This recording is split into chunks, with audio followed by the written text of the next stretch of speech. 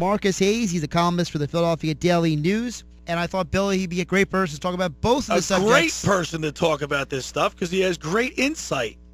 So, Marcus, how you doing this afternoon? Good, fellas. Thanks for having me. How you doing, Marcus? Awesome. Couldn't be better. So, Marcus, I wanted to start with the Eagles. You know, this whole Lane Johnson situation, it's like a drama soap opera because in the last 10 days, Marcus, he has changed. It's not the story's really changed, but it's morphed into different versions. And I feel like we're constantly getting a different variant of the story. But in the end, he's going to be suspended anyway. I wanted to get your impressions of all this. Well, I'm not much of a proponent of using supplements, period. I know I was covering baseball when they went through their steroid adjustment. And the bottom line is you don't know what's going into the supplements, so you don't know what's going into your body. If you can't prove that the only thing you've taken was something that was issued by the league, then you have no leg to stand on. And I like Lane. I think he's honest. I think that both the prescription issue 2 years ago, the prescription drug issue, and this latest amino acid issue, I think he's been honest about them. And I think that he thought that he was okay. But Zach Ertz, one of the tight ends on the team, he raised a good point. He's like, you know what? I want to have the edge. I want to go as far as I can with my training regimen and what I put in my body, but I don't necessarily need to have the ultimate edge. Whatever's in the training room is what I take, and that's it. And that's a good policy. I understand you want to get to the nth level, but if getting to the nth level means you incur that sort of risk, it certainly isn't worth it. And so few guys test positive that that they're not all getting to that nth level. They're not all taking that risk. And if you're going to take the risk, regardless of whether the Shield app or the NFLPA app tells you you're getting a green check mark, if you're going to go off the reservation and you get caught, it's on you. I'm glad you brought up the point. It's on you because that's something that Doug Peterson has said. The guys to be responsible for what they put in their own bodies. And meanwhile, Lane Johnson, he's pointing at the NFLPA. He's pointing at the supplement industry. It's almost like he wants to blame everybody else, and instead of just saying, listen, I was irresponsible, I didn't look at the label. And the other thing, Marcus, is that he hasn't told us what exactly he took. It's almost like a big secret. And to me, that's just as suspicious as the fact that he's going to be testing positive. Well, and that's the thing. I mean, they don't have to tell you what they've tested positive for. Some will, some won't. And I don't know. Again, to me, if you're going to sort of roll the dice and trust these companies to clean out the vats that they make these supplements in, pristinely, and a little bit of trace of this gets in there, or this, reacts with your body in a different way than is expected, then that's on you. If you're living on the edge, you could fall over. It's just that simple. I've been covering these guys for 25 years. Guys who live on the edge aren't that afraid of cheating. They're willing to be caught. They're willing to skate that fine line. And I got to tell you, I think a lot of it's psychological. I think a lot of them think, okay, now that I'm doing this, I will inevitably be better than these other guys. And that to me is an issue too. If you need to take that pill or take that shake or take that supplement to think that you're think that you're a little bit better, we're talking about a different issue here, a different set of problems. Yeah, live by the sword, die by the sword, I guess, Marcus. Marcus, absolutely. Are these guys, obviously it's a random test, but do they know, how often do they get tested throughout the year? Well, it depends on what their history is. And, most of the tests, they know they're going to get tested by a certain point, especially in the off season. They know when they're going to get tested. Nobody gets tested in a surprise moment, randomly, and thinks they're going to fail. They all think they're always going to pass. That's the reality. Nobody's like, oh, no, here they come, I'm screwed. No, they know, they believe that they can be tested randomly at any point and pass. The problem is that when you go off the reservation and take things that aren't vetted by your team, then it's on you. And, you're rolling the dice. You may not think you're rolling the dice.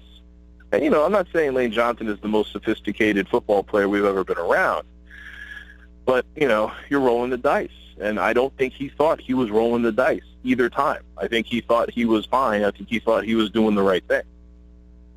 The interesting thing, Mark, is that on top of all of this, so we know that Lane Johnson is going to be suspended, but then the Eagles decide, let's trade one of the offensive linemen for a wide receiver. So it seems that the Eagles are more concerned about their wide receiver situation than they are the offensive line. Well, I will say this. It's interesting that they traded Dennis Kelly, who they've given every opportunity to prove his worth. That just tells you what they think about Dennis Kelly. Dennis Kelly is not even a warm body to them. This isn't about improving your receiver core. This is about acquiring an asset, acquiring a player in exchange for a player you are going to cut. And Dennis Kelly wasn't going to be on this team because Dennis Kelly has not played well enough in Philadelphia, really in any iteration, to even warrant being a backup. So why not get rid of him? I don't think it indicates that they don't think offensive line is important. I think they think, okay, well, we know Dennis Kelly isn't going to be on the team in 15 days. Let's get him off the team now and give another guy a chance, kind of a wild card guy. So with Dorial Green-Beckham coming in, we already know what we're getting from Jordan Matthews, but the questions are around Aguilar and Randall and Givens, and we kind of know what we're getting from Huff, but maybe not really. So I'm wondering now, looking at the Eagles, you have all of this influx on the offensive side of the ball, the offensive line, the wide receiver position. This is supposed to be the year Sam Bradford has a chance to prove that he's worth all the expectations, worth all the money, worth everything, and it seems like the team around him is just as shaky as it was last year. Well, the Sam Bradford signing the, $35 million 2-year deal with essentially 1 year guaranteed, there was no assurance. There was no real path for me for Sam Bradford to believe that the team would be appreciably different or better this year than last year. If they spend the number one pick, even on a wide receiver or an offensive lineman, that player is probably not going to be very good the first year. So, and the free agency was not such that they could go out and sign guys that were, the biggest moves across the NFL might turn out to be the Eagles trading people to Miami and trading DeMarco Murray to Tennessee. Those might turn out to be the biggest moves in football. And I'm not saying those are right or wrong, but I don't know that Sam Bradford signing here and them going out and getting Carson Wentz and using up draft picks now and in the future to do it really matters, because I didn't see how this team was going to get appreciably better either through the draft or through free agency. Sam Bradford knew what he was getting into. Sam Bradford signed here because he thought he could make the most money here and win the most games here and set himself up for the future either here or somewhere else. I have absolutely Sam Bradford made a choice. He was a free agent to be, and he made a choice to stay. And after that choice is made, you become an employee. It'd be like you guys saying, okay, I'm going to sign back with the station, back with the network, assuming they're going to get me all new producers and directors and better sponsors. It's once you sign your contract, what they do with the producers, directors, and sponsors is out of your hands and right. Should be out of your hands. That's not your job. Your job is to either stay there or go to a different station or change careers or whatever. You don't get to say, now that I've signed my contract, I don't like the way you're doing things, so I'm not coming to work anymore. We're talking with Marcus Hayes of the Philadelphia Daily News. He's one of their sports columnists. He also has covered Philadelphia sports for a long time as well. Marcus, I want to transition over to the Phillies now because last night was the return of Chase Utley. obviously he didn't disappoint, and the fans cheered him very loudly. And one of the things we talked about earlier in the show, and Billy and I have had a disagreement about this, is the fact that he got multiple standing ovations. I have a poll question today out on my Twitter page, asking did Chase Utley get too much love last night during the game? Well, that's kind of up to each person in the seats. I mean, and let's be honest, they didn't sell out last night. The people who came last night came to do for Chase Utley what was done for Chase Utley. 47,000 people didn't show up for Chase Utley. Chase Utley fans showed up for Chase Utley. And Chase Utley is not universally revered in Philadelphia. He is worshipped by a large contingent of Phillies fans and Philadelphians. But he is not, Chase Utley wasn't the best player on those teams. He wasn't the best hitter. He wasn't the best fielder. But he embodied what Philadelphians wanted in their baseball player. And the people that showed up and worshipped him last night showed up to worship him because of that. He's a special entity. He's a lot like Brian Dawkins. The package of Chase Utley is probably more valuable to a lot of people than the player Chase Utley. I just thought it was a little strange and a little unique that he got such a rousing, standing ovation, not once, not twice, but 3 times, and especially after he hurt the Phillies with his grand slam. And I just, I don't mind. And I was a big Chase Utley fan, Marcus, as we all were. But to see, like, once the game started, my point was once the game started, after he hurt the Phillies with his grand slam and his other home run, for him to get that type of ovation, I thought was a little overdone. Well, again, you can't tell people who go to a Trump rally not to cheer for Trump. They're going to the rally to cheer for Chase Utley. Could have done no wrong last night, even though he played for another team. Because, I will say this: if they were 2 games apart in the wild card, right, it'd be one thing. But they're not. You're talking about 2 very, very disparate teams. And you're talking about 20,000 people who showed up last night. 28,000 last night, Marcus. Right, but 20 of them showed up just to cheer for Chase. So again, if this was apples and apples, if the Dodgers and the Phillies both had a viable shot at the playoffs, I'm certain you wouldn't have gotten the sort of it was Chase Utley night. Yeah. If the Phillies were a viable Major League Baseball team with a real shot at the playoffs and do something in the playoffs, there would have been 40,000 people there, and 20,000 of them would not have been. There would have been no boos, but there would not have been that sort of mad adulation that I understand. I understand why it sort of rubs you the wrong way. It's still a game. You're still trying to beat them, and you certainly don't want. I mean, how do they play his walk-up song for him? That, to me, starts the ball rolling. And it's their prerogative. This is entertainment. They can entertain you however they want. The Phillies can do whatever they want. And I'm not saying they shouldn't have played Kashmir. But when you play Kashmir, it becomes Chase Utley night, period.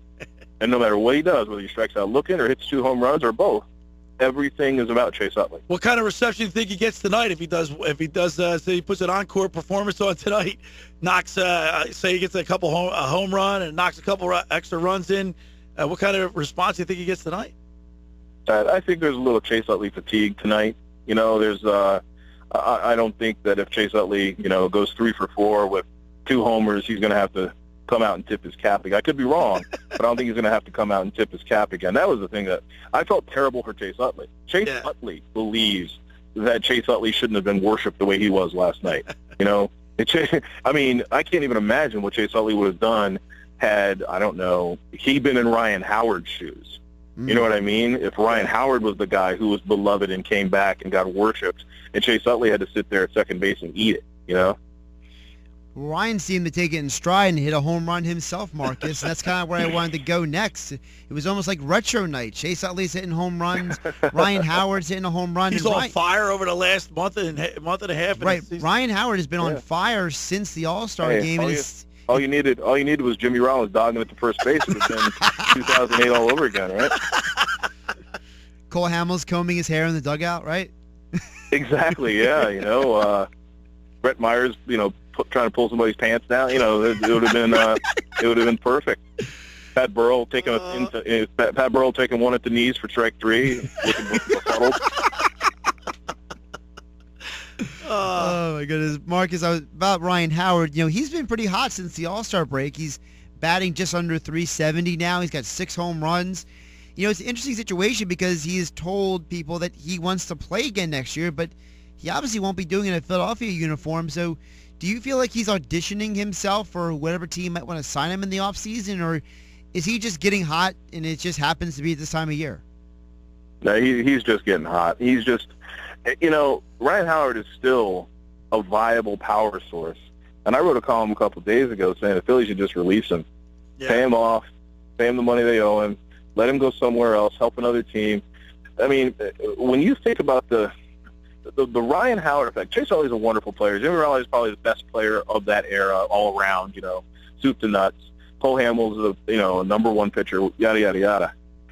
Ryan Howard built the franchise. This was the Ryan Howard show. They call him the Big Piece because he's the reason Roy Halladay extended his contract. He's the reason that Cliff Lee signed here.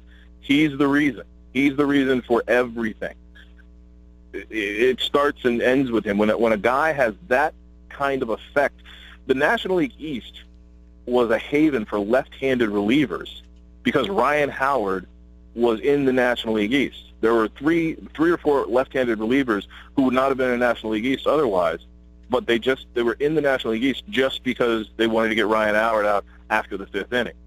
It was almost like a Wilt Chamberlain effect, a Barry Bonds effect. It was so. I said all that to say, he sold so much merchandise, sold so many tickets, and the rest of the guys did too. They helped. But Ryan Howard was the sun, and the rest of the franchise orbited around him. So let him go. You can never pay him enough money for what he's done for your brand and how much money he's made you. Mark, is this a resurgence? Has he figured it out, or is this just something that's going on right now, like his last hurrah, his last push before the end, or does he usually gets hot in August. He's a good July, August player, and this is Ryan Howard. Sort of finding a groove. It's hot. The ball flies. Maybe some of these home runs aren't home runs. Maybe some of these doubles are caught in a different climate, a different time of year. I don't know. But he's playing pretty well right now, and he's healthy, and he's in good shape. So this is who he is. I don't know if it's a resurgence. I don't know that anybody will sign Ryan Howard next year for anything. I don't know that he's a viable 6-month player. But right now, I know he's a viable 6-week player. Marcus, before I let you go, I wanted to ask you about the Phillies moving forward. I feel like despite the fact this team only has 56 wins, I've seen a lot of positivity from this team this year. And one of the reasons I feel that it is because I look at Pete Mackanin. I hear him in the post-game press conferences. I see how he carries himself. I see how he talks to players. And I feel like this is a guy who has instituted a culture of winning in that locker room, a guy who has change the attitude of the people in this organization to say it doesn't matter if we're the best team or not. We're still going out there to compete and to win every day. And I think that's part of the reason why you're seeing such good progress from these young players. I wouldn't call it a culture of winning necessarily. I understand what you're getting at. I'd call it a culture of professionalism.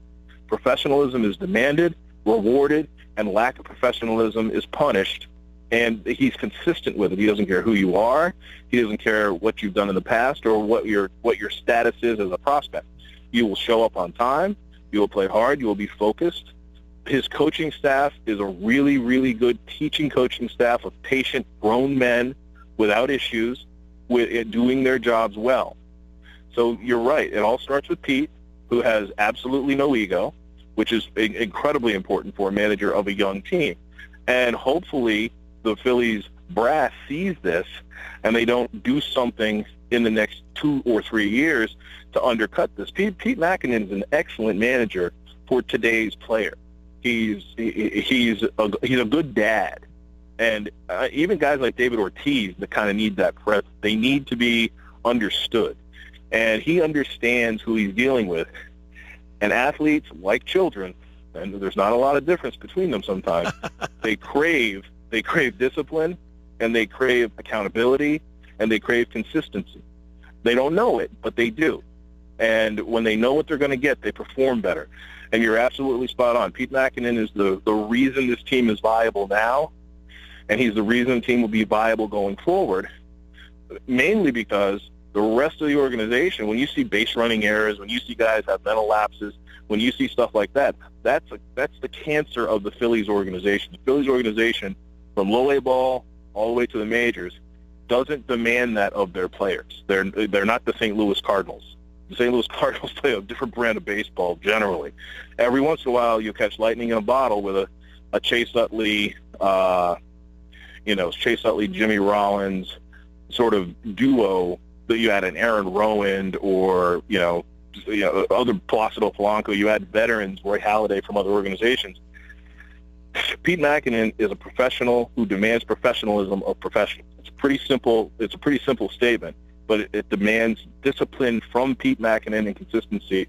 He's the right man for the right job right now, and I don't know anyone who disagrees with that. We've been talking with Marcus Hayes, columnist for the Philadelphia Daily News. You can follow him on Twitter at InkStainDrek. We really appreciate you coming on a Wednesday, Marcus. As always, Marcus, it's great to hear from you. My pleasure. Thank you for having me.